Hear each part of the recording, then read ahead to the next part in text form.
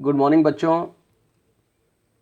आज हम एक डिफरेंट सेट ऑफ डेटा के साथ फर्स्ट ऑर्डर की गैसियस रिएक्शन पढ़ने जा रहे हैं।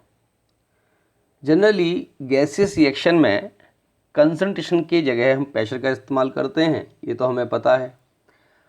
अब तक हमने दो टाइप के प्रोफाइल पढ़ लिए हैं।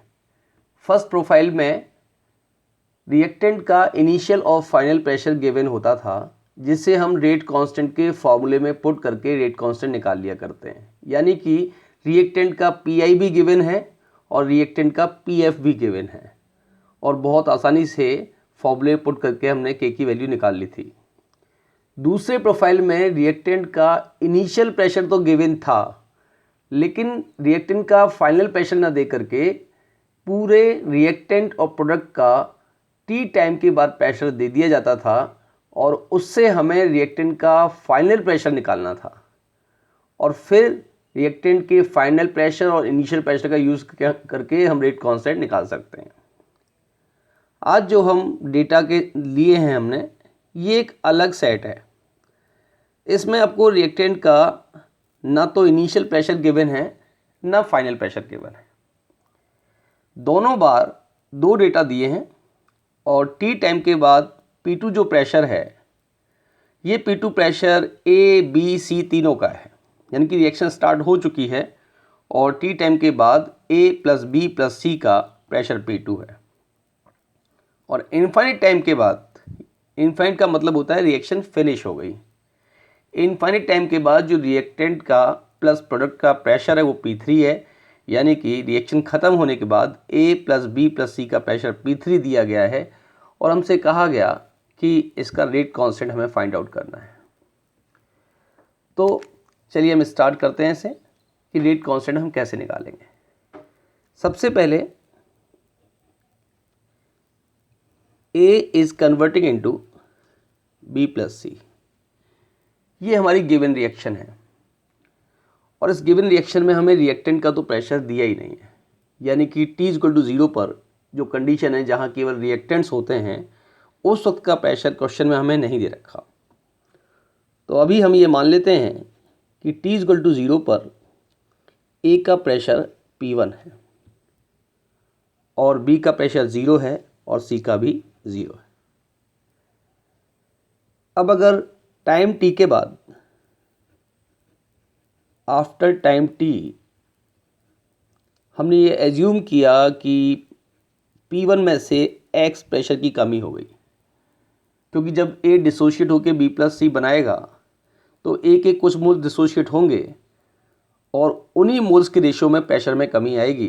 तो यहाँ पर P1 माइनस एक्स बचेगा, यानी कि A का प्रेशर हो गया P1 माइनस एक्स, और B का प्रेशर हो गया X, और C का हो जाएगा X। और T=इनफाइनिट पर A पूरी तरह फिनिश हो जाएगा, इसका प्रेशर 0 हो जाएगा, और यहाँ B का प्रेशर P1 और C का भी P1। ये हमारी सिचुएशन बनी की T=0 पर, T पर और T=इनफाइनिट पर। तो अब ये कह दें कि जो हमें P3 गिवन है, that is final pressure of reactant plus product, यानी कि A plus B plus C का रिएक्शन ख़त्म हो जाने पर जो प्रेशर है वो P3 गिवन है, और हमने जो बनाया है उसके अकॉर्डिंग A तो फिनिश हो गए, क्योंकि इनफाइनिट की बात कर रहा है, और उस कंडीशन में B प्लस C का प्रेशर कितना आया, P1 प्लस P1, यानी कि 2P1 = P3। इसलिए P1 = आ जाएगा P3/2। हमने A का प्रेशर P3 के टर्म में फाइंड आउट कर लिया है। और इसी टाइप से अगर दूसरे डेटा का यूज़ करें तो at time T we know very well P1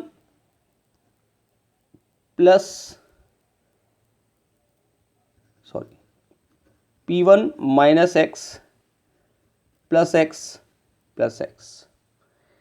T time के बाद जो टोटल प्रेशर है वो P1 minus x plus x plus x, that is equal to P1 plus x हो जाएगा, और P1 प्लस एक्स को इन्होंने बताया है P2। यानी कि टी टाइम के बाद ए प्लस बी प्लस सी का प्रेशर P2 गिवन है और वो हमने P1 प्लस एक्स की टर्म में निकाल लिया, that is equal to P2। तो P1 की वैल्यू कितनी निकाली थी हमने? P3/2। तो P3/2 plus x is equal to P2। इसलिए यहाँ पर ये वैल्यू आ जाती है x is equal to P2 minus P3/2। हमने x की वैल्यू फाइंड आउट कर ली। अब देखिए x की वैल्यू निकालने का एडवांटेज क्या है कि हम t टाइम के बाद रिएक्टेंट का प्रेशर निकाल सकते हैं। हमारे पास P1 तो है ही, हमें चाहिए K is equal to 2.303/T log reactant का initial pressure divide by final pressure. तो रिएक्टेंट का इनिशियल प्रेशर P1 है जो कि हमने P3 की टर्म में P3/2 निकाल लिया है, और रिएक्टेंट का T टाइम के बाद प्रेशर P1 माइनस एक्स है। x की वैल्यू हमने P2 और P3 की टर्म में कैलकुलेट कर ली है। तो अगर हम P1 माइनस एक्स कर देंगे तो हमारे पास रिएक्टेंट का फाइनल प्रेशर भी आ जाएगा। तो P1 minus x is equal to, P1 की वैल्यू क्या निकाली थी? P3/2 माइनस x की वैल्यू क्या है? P2 minus P3/2। तो ये वैल्यू हमने कैलकुलेट कर ली है कि इसको सॉल्व करेंगे तो ये आ जाएगा P3 minus P2, that is P3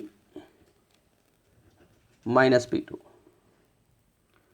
और K इज इक्वल टू अगर निकालना हो तो 2.303/T लॉग रिएक्टेंट का इनिशियल प्रेशर अपॉन रिएक्टेंट का फाइनल प्रेशर, हम शुरू से निकालते आ रहे हैं। तो K is equal to 2.303/T log P1 जो कि हमारा इनिशियल प्रेशर है, और P1 हमने निकाला था P3/2, और PF निकाला है P3 माइनस P2। और जब आप इसे सॉल्व करते हैं तो 2.303/T log P3 divide by 2P3 minus P2, ये हमारा रेट कांस्टेंट का एक्सप्रेशन आया। हम एक बार इसे दोबारा एक्सप्लेन करते हैं। अगर हमें किसी गैसियस फर्स्ट ऑर्डर रिएक्शन में रेट कांस्टेंट की वैल्यू निकालनी हो तो हमें रिएक्टेंट का इनिशियल और फाइनल प्रेशर दोनों चाहिए होते हैं। इस क्वेश्चन में हमें रिएक्टेंट का ना तो इनिशियल प्रेशर गिवन है और ना ही हमें फाइनल प्रेशर गिवन है। हमें टी टाइम के बाद पूरे मिक्सचर का प्रेशर P2 और इनफाइनाइट टाइम के बाद पूरे मिक्सचर का प्रेशर P3 गिवन है। बच्चों, इनफाइनाइट का मतलब होता है जब रिएक्शन ऑलमोस्ट ख़त्म हो गई हो। हालांकि फर्स्ट ऑर्डर रिएक्शन कभी भी पूरी तरह फिनिश नहीं होती, पर इनफाइनाइट टाइम को लेकर के हम ये मान सकते हैं कि रिएक्टेंट ख़त्म हो गया, ए फिनिश हो गया। यानी कि जो P3 प्रेशर है उसमें कंट्रीब्यूशन केवल B और C का ही रहेगा, और जो टी टाइम पर P2 प्रेशर है इसमें A, B और C तीनों का कंट्रीब्यूशन रहेगा। तो इसको लेकर के हमने रिएक्शन को लिखा A is converting into B plus C, और यहाँ पर A का प्रेशर हमने एज्यूम कर लिया P1 है, और B का 0 और C का भी 0 रहेगा। यहाँ पर P1 माइनस एक्स, क्योंकि x मोल्स निकल गए और B के x बन गए, यहाँ पर प्रेशर हो गया 0 और ये हो गए P1।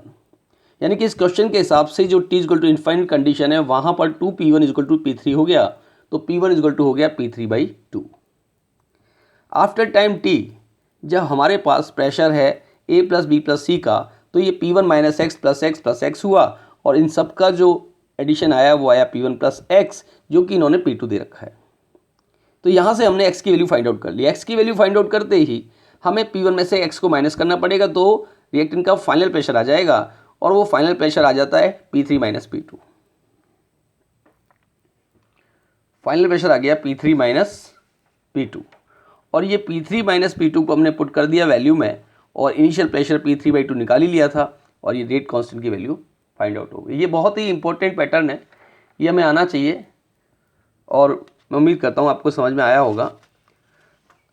आइए नेक्स्ट क्वेश्चन पे चलते हैं। IIT जी 2005 में प्रेशर वाली रिएक्शन यानी कि गैसियस रिएक्शन का ही फर्स्ट ऑर्डर का क्वेश्चन पूछा गया और ये बहुत ही बढ़िया क्वेश्चन। इसमें कहा गया 2x is converting into 3y plus 2z और हमें टाइम गिवन है 0 मिनट पे x का पार्शियल प्रेशर दे रखा है 800 mmHg और 100 मिनट के बाद x का प्रेशर दे रखा है 400 mmHg और 200 मिनट के बाद x का प्रेशर दे रखा है 200 mmHg।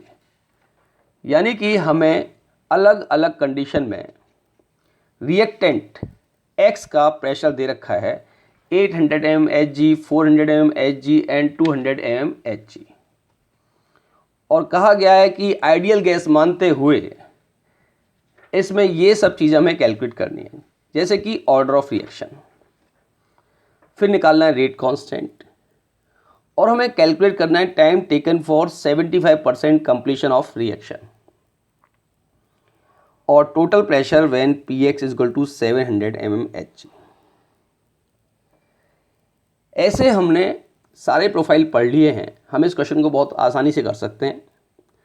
सबसे पहले ये देखें कि इसने पूछा गया है कि ऑर्डर ऑफ रिएक्शन क्या होगा, तो हमें दे क्या रखा है, रिएक्टेंट का प्रेशर दे रखा है, एक्स का प्रेशर दे रखा है कि 0 पर 800 mmHg है और 100 मिनट के बाद 400 mmHg है और 200 के बाद 200 mmHg है।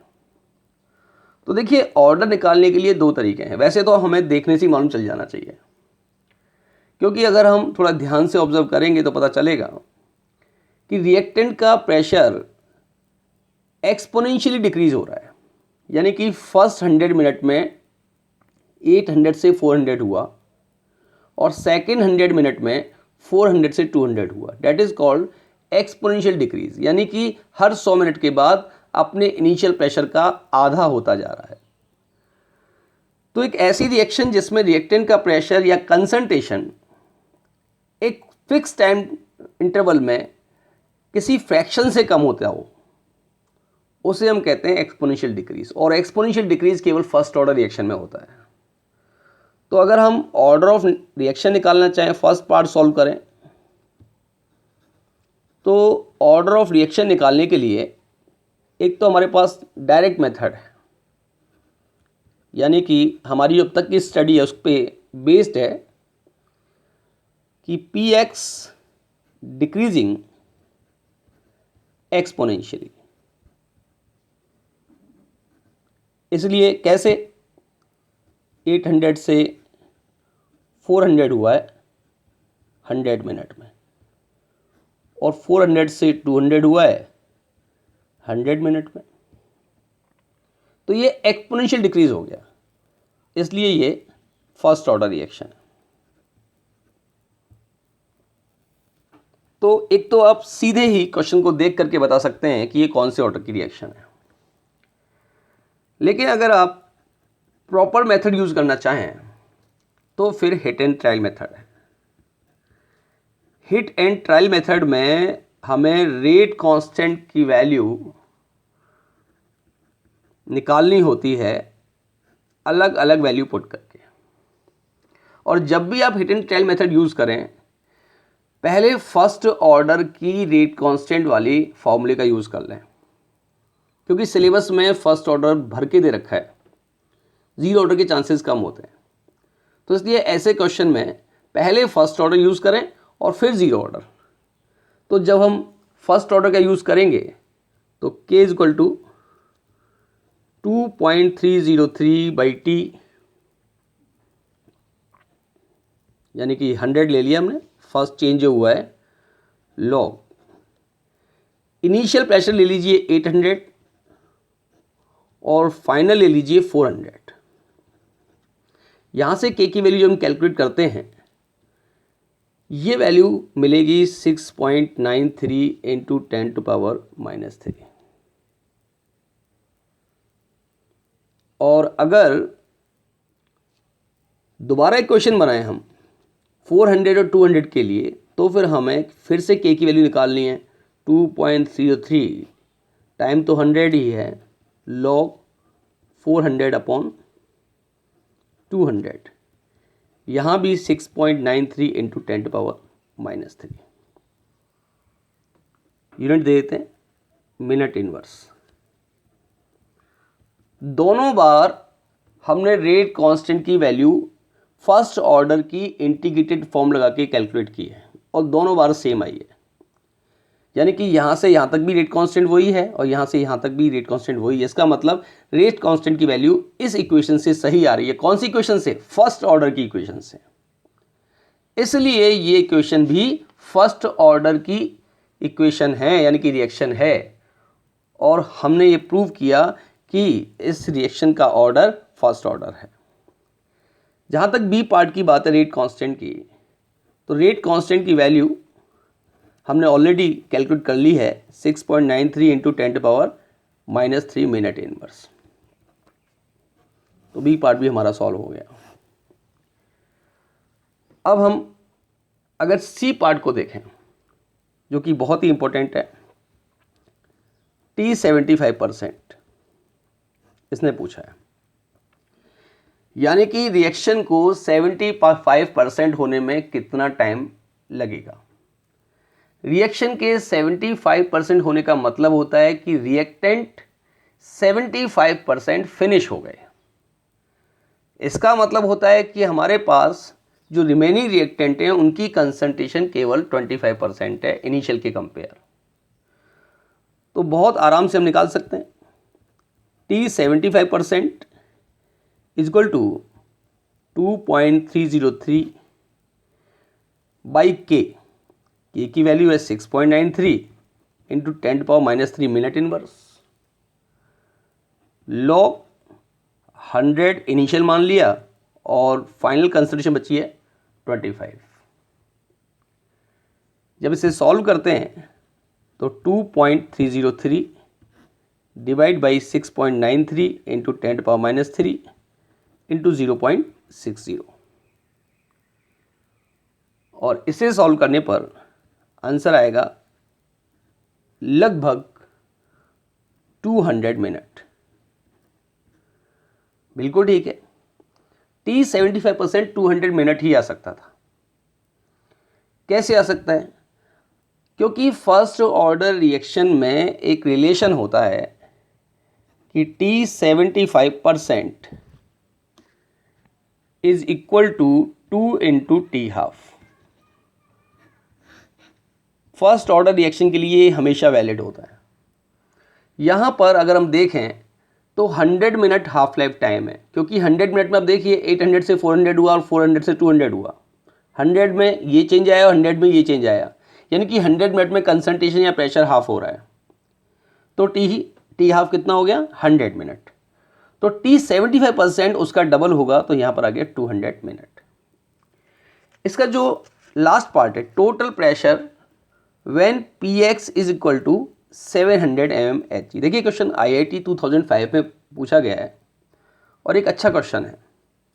ये सारे कंसेप्ट रिफाइन कर रहा है धीरे धीरे। तो total pressure when Px is equal to 700 mmHg, यानी कि पूरे मिक्सचर का प्रेशर तब क्या होगा जब x का पार्शियल प्रेशर 700 mmHg है।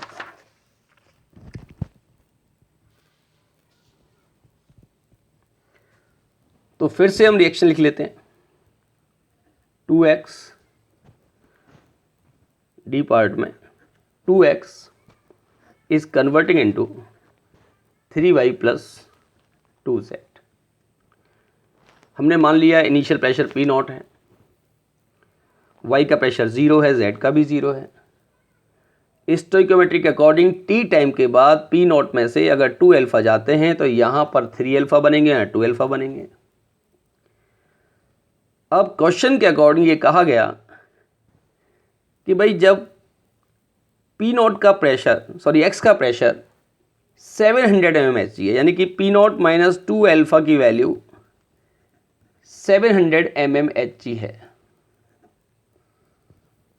उस कंडीशन में पूरे मिक्सचर का प्रेशर कितना होगा।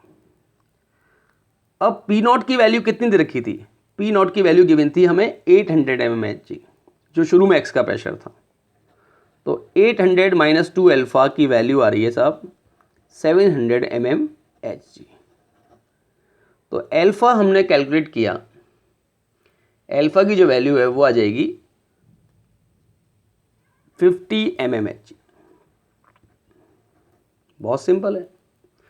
अब पीटी निकालना है, तो पीटी कितना आ रहा था, यानी कि टोटल प्रेशर, पूरे मिक्सचर का टोटल प्रेशर, तो वो P not minus 2 alpha plus 3 alpha plus 2 alpha. 2 alpha से 2 अल्फा कैंसिल हो गया और ये पी नॉट प्लस 3 अल्फा। ये पी नॉट की वैल्यू 800 थी और अल्फा की 50, तो 150, और हमारा आंसर आ गया 950 mmHg। तो इस तरीके से इस क्वेश्चन के चारों पार्ट हमने सॉल्व कर लिए। और फर्स्ट पार्ट में हमसे ऑर्डर निकालने के लिए कहा था, तो हमारे पास दोनों तरीके हैं, डायरेक्ट या इनडायरेक्ट। डायरेक्ट ही पता चल रहा है कि कंसंट्रेशन रिएक्टेंट की एक्सपोनेंशियली डिक्रीज हो रही है, तो फर्स्ट ऑर्डर है। सेकंड पार्ट में रेट कांस्टेंट निकालने के लिए कहा है, निकल जाएगा दोनों वैल्यू पुट करके। थर्ड पार्ट में टी 75% के लिए कहा, वो भी बहुत आसान है। और फोर्थ पार्ट जैसी इक्वेशन हम इससे पहले वाले तीनों प्रोफाइल में सीख के आए हैं कि इन्हें किस तरह सॉल्व करते हैं। तो इस तरीके से हमारा आंसर आता है 950 mmHg। और अब हम बात करने जा रहे हैं फर्स्ट ऑर्डर केमिकल काइनेटिक्स के डिफरेंट टाइप के ग्राफ्स के बारे में। बच्चों, ग्राफ फर्स्ट ऑर्डर में बहुत ही इंपॉर्टेंट हैं। कई बार अलग अलग एग्जाम में अलग अलग टाइप के ग्राफ पूछे जाते हैं। यहाँ हम फर्स्ट ऑर्डर केमिकल काइनेटिक्स यानी कि रेट ऑफ रिएक्शन, कंसंट्रेशन को लेकर के डिफरेंट टाइप के जो ग्राफ हैं उनके बारे में बात करते हैं। सबसे पहला ग्राफ जैसा कि आप देख पा रहे हैं dx/dt और कंसंट्रेशन ऑफ रिएक्टेंट के बारे में हमें बात करनी है। हम बहुत अच्छे तरीके से जानते हैं कि फर्स्ट ऑर्डर रिएक्शन एक ऐसी रिएक्शन है जिसमें रिएक्शन की रेट रिएक्टेंट की कंसंट्रेशन की डायरेक्टली प्रोपोर्शनल होती है। यानी कि according to first order kinetics dx/dt is directly proportional to concentration of reactant. ये हम डिफरेंशिएटेड रेट लॉ निकालने से पहले लिखते हैं कि dx/dt यानी कि rate of reaction a minus के डायरेक्टली प्रोपोर्शनल है। इसका मतलब है ये ग्राफ एक स्ट्रेट लाइन आएगा, क्योंकि ये बन जाएगा dx/dt is equal to k1a minus x. तो y is equal to mx वाली इक्वेशन इसमें बन गई। और यहाँ हम कहेंगे स्लोप की वैल्यू k1 यानी कि रेट कांस्टेंट के बराबर है। दूसरा ग्राफ जो कि रेट ऑफ रिएक्शन और टाइम के बीच में है, और जो तीसरा ग्राफ है वो rate of reaction concentration of reactant और टाइम के बीच में है। तो पहले हम इसके बारे में बात कर लेते हैं, थर्ड वाले के बारे में। हम जानते हैं कि फर्स्ट ऑर्डर रिएक्शन में रिएक्टेंट की कंसंट्रेशन टाइम के साथ एक्सपोनेंशियली डिक्रीज होती है, क्योंकि विलहेमी इक्वेशन जो थी AT is equal to A0 exponential minus k1t, जो ये इंडिकेशन देती है कि रिएक्टेंट की कंसंट्रेशन टाइम के साथ एक्सपोनेंशियली डिक्रीज हो रही है। और जब हम रेट ऑफ रिएक्शन और टाइम के बारे में बात करते हैं, और यहाँ हमने देखा कि रेट ऑफ रिएक्शन कंसंट्रेशन के डायरेक्टली प्रोपोर्शनल है, तो एक रिलेशन समझ में आया कि अगर रिएक्टेंट की कंसंट्रेशन टाइम के साथ एक्सपोनेंशियली डिक्रीज होगी तो रेट ऑफ रिएक्शन भी टाइम के साथ एक्सपोनेंशियली डिक्रीज होगी, क्योंकि rate of reaction is directly proportional to concentration of reactant, इसलिए इसका ग्राफ भी एक्सपोनेंशियल डिक्रीज हो जाएगा। तो हम ये कह सकते हैं कि rate of reaction RT is equal to R0 exponential minus k1t। ये एक बहुत ही इंपॉर्टेंट रिलेशन है। ln a upon a minus x upon time, हम लोगों ने जो फर्स्ट ऑर्डर की इंटीग्रेटेड फॉर्म फाइंड आउट की थी वो थी k1 is equal to 1/t ln a upon a minus x. तो इस इक्वेशन को देखते हुए हम लिख सकते हैं कि ln a upon a minus x is equal to k1t and that is again equal to y is equal to mx। तो ln a upon a minus x और टाइम के बीच में आप ग्राफ लेंगे तो वो एक स्ट्रेट लाइन होगा और इसका स्लोप भी k1 के इक्वल है, यानी कि हमारा फोर्थ नंबर का graph ln a upon a minus x के बीच में है और ये एक स्ट्रेट लाइन है। अगर इसी को हम लॉग के टर्म में कर लें तो ग्राफ पे कोई फर्क नहीं आएगा, ग्राफ बिल्कुल ऐसा ही रहेगा, बस यहाँ पर ln की जगह log बेस 10 हो जाता है, यानी कि log base 10 a upon a minus x is equal to k1t। लेकिन जब log नेचुरल को या log बेस e को log बेस 10 में चेंज करते हैं तो 2.303 से मल्टीप्लाई करते हैं, तो ये फॉर्मेट हमें मिल जाएगा जब हम ln a upon a minus x equal to k1t करेंगे। अगर हम इसे सिंप्लीफाई करना चाहें तो पूरी इक्वेशन को 2.303 से डिवाइड कर देते हैं और ये फिर से हमें y इक्वल टू mx जैसा ग्राफ मिल जाएगा, यानी कि ग्राफ बिल्कुल ऐसा ही बनेगा जैसा कि फोर्थ केस में बना है, लेकिन इस बार स्लोप की वैल्यू k1 ना होकर के k1 अपॉन 2.303 होगी, क्योंकि ये हमारा स्लोप है और ये हमारा वेरिएबल है। अब हम बात करते हैं ln a माइनस एक्स और टाइम के बीच में। ये डिफरेंट टाइप के ग्राफ हैं जो अलग अलग एग्जाम में पूछे जाते हैं, थोड़ा आइडिया होता है तो बताना बहुत आसान हो जाता है। ln a माइनस एक्स और टाइम के बीच में, तो अगर हम ln a माइनस एक्स और टाइम के बीच में ग्राफ लें तो इस इक्वेशन से ही हमें बात शुरू करनी पड़ेगी। तो k1t is equal to ln a minus ln a minus x and ln a minus x is equal to minus k1t plus ln a। अगर हम y is equal to mx plus c से इसको compare करें तो हम कहेंगे इसका slope minus k1 है और इसका इंटरसेप्ट ln a है और वेरिएबल t है ही, तो नेगेटिव स्लोप वाला ग्राफ बनेगा इस टाइप से और यहाँ पर जो इंटरसेप्ट आएगा वो है ln a और स्लोप की वैल्यू है माइनस k1।